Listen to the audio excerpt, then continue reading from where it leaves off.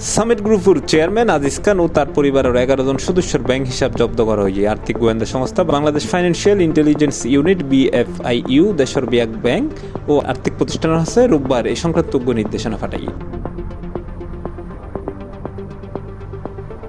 একই সাথে তার পরিবারের অন্যান্য সদস্য মোহাম্মদ ফয়সল করিম খান, আঞ্জুমান আজিজ খান, আয়েশা আজিজ খান, আদিবা আজিজ খান, আজিজা আজিজ খান, জাফরউদ্দিন খান, মোহাম্মদ লতিফ খান, মোহাম্মদ ফরিদ খান, সালমান খান ও মোহাম্মদ ফারুক খানের ব্যাংক হিসাব জব্দ করা হয়।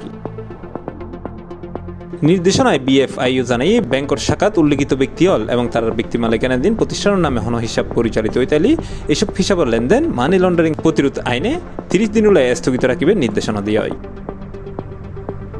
লেনদেন স্থগিতের পাশাপাশি উল্লেখিত ব্যক্তির ব্যাংক হিসাব সংশ্লিষ্ট তথ্য বা দলিল, চলমান ঋণ তথ্য, অপ্রত্যাশিত আমদানি বা রপ্তানি বিলুর তথ্য ও লকার সম্পর্কিত তথ্য BFIU ফাটাবেলায় ব্যাংক ও আর্থিক প্রতিষ্ঠান ইনুরে নির্দেশনা দিয়ে